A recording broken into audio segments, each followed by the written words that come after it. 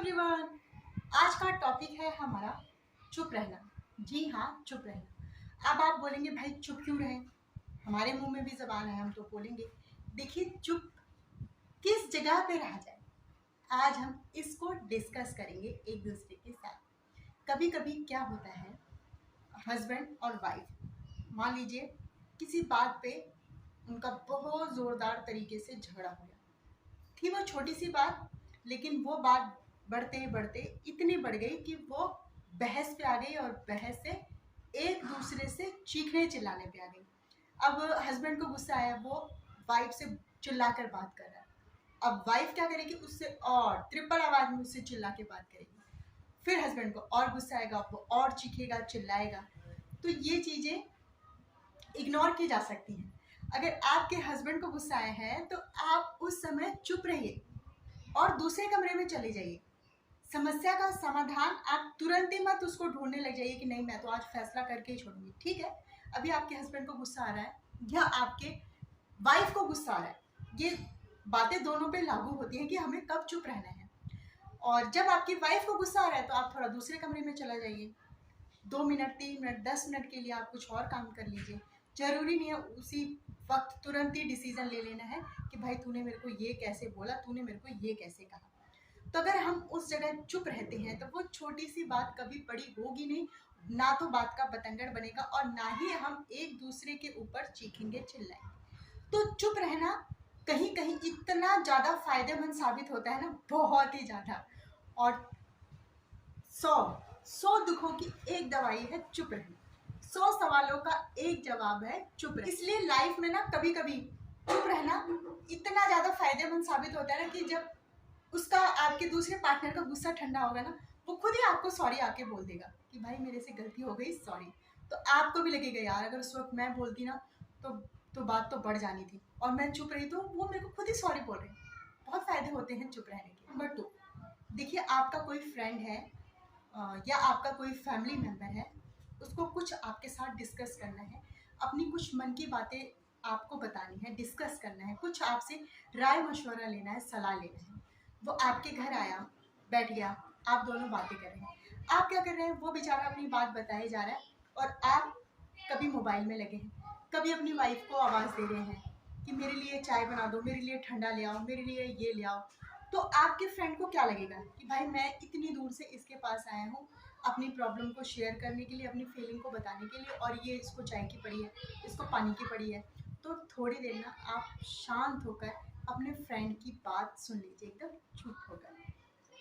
जब आप एकदम चुप होकर सुनेंगे ना तो आपके फ्रेंड को लगेगा कि मेरे कितना ध्यान से मेरी बात को सुन रहा है, मेरी फीलिंग को समझ रहा है। एक अपनापन आएगा, उससे लगेगा कि हाँ ये इंसान है, ये पर्सन वो है कि जिससे मैं अपनी सारी फीलिंग बता सकता हूँ, अपनी सारी समस्याएं बता सकता हूँ, और ये बहुत ही ध्यान से सुनेगा और मुझे उस प्रॉब्लम से निकालेगा। क्योंकि अगर आप ध्यान से किसी की बात सुनेंगे ना, जहाँ एक इंसान होता है फिर दो इंसानों का दिमाग मिलकर जरूर समस्या का हल भाई निकाल लेता है। और ऐसा कई बार हुआ भी होगा आपके साथ। आपके सामने कोई ऐसी स्थिति, ऐसी सिचुएशन आ जाए तो वहाँ आपको चुप रहकर अपने फ्रेंड की बात को सुनना है और उसकी प्रॉब्लम को सुलझाना भी है। पॉइंट नंबर 3, कभी कभी क्या होता है, हम किसी ऐसे इंसान के साथ टकरा जाते हैं, मान लीजिए आपके रिलेटिव हो या आपका कोई फ्रेंड है, किसी बात पे ना बहस छिड़ जाती है, या फिर आप ट्रेवल कर रहे हो, किसी अनजान आदमी के साथ भी बहस छिड़ सकती है। एक वो होता है ना, आर्गुमेंट करने लग जाते हैं एक दूसरे के साथ। तो हमें उस स्थिति में क्या करना है, चुप रहना है। सामने वाला आपसे बहस पे बहस किए जा रहा है, आर्गुमेंट किए जा रहा है, आपको नीचा दिखाने की कोशिश कर रहा है। ऐसा इंसान बहुत ही जिद्दी होता है, वो क्या सोचता है कि जो मैं बोल रहा हूँ वही सही है, जो मैंने कह दिया वही सही है। ऐसी स्थिति में, ऐसी सिचुएशन में आपको क्या करना है, चुप कि उसके अंदर तो जिद भरी है ना कि मैं अपनी बात को ऊपर करके रखूंगा या रखूंगी। तो उस समय आपको क्या करना है, आपको चुप रहना है और एक अच्छी सी स्माइल देनी है। जब आप स्माइल देंगे और चुप रहेंगे ना, उसको भी लगेगा यार क्यों मैं फालतू में बोले जा रहा हूँ, ये तो मेरी बात का कोई रिएक्ट ही नहीं कर रहा है, कुछ समझ ही नहीं रहा है, मैं इसको इतना बोल रहा हूँ ये कुछ जवाब ही नहीं दे रहा, ऊपर से मुस्कुरा हो रहा है। तो ऐसे इंसान से ना, जिद्दी इंसान से बहस करने की बजाय, अपनी इंसल्ट करने की बजाय, क्योंकि वो तो कुछ भी बोल देगा और बोल के चला जाएगा और आपको ऐसा लगेगा कि यार मेरी तो इंसल्ट हो गई। तो ऐसी स्थिति, ऐसी सिचुएशन में जब भी आप कभी फंस जाए ना, ट्रैवल करते हुए या आपके किसी रिलेटिव के साथ या आपके किसी फ्रेंड के साथ कि भाई बहुत तगड़ी वाली बहस हो रही है और आपको लग रहा है भाई अब सिचुएशन बिगड़ जाएगी, तो उस समय आपको शांत रहना और एक अच्छी सी स्माइल देनी है। स्माइल देके वहाँ से चले जाना है। तो चुप रहने का एक ये फायदा हुआ कि उस इंसान के साथ आपको बहस नहीं करनी पड़ी, आपके मान सम्मान को ठेस भी नहीं पहुंची।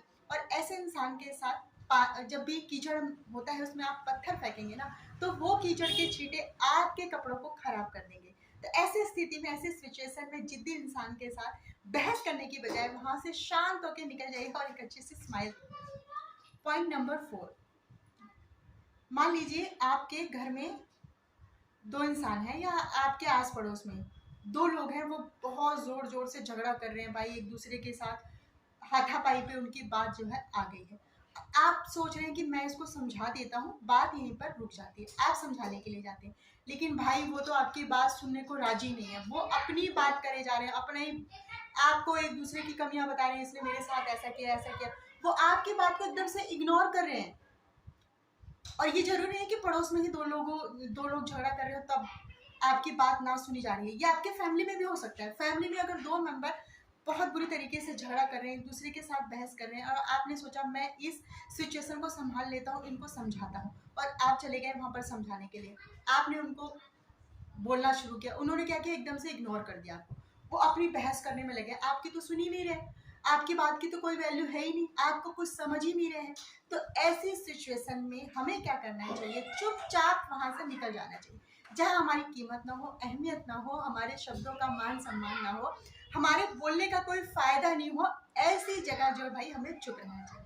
तो ये कुछ पॉइंट्स मैंने आपको बताए, बहुत ही छोटा सा वीडियो बना के मैंने आपको ये समझाने की कोशिश की है कि चुप रहने के कितने फायदे होते हैं।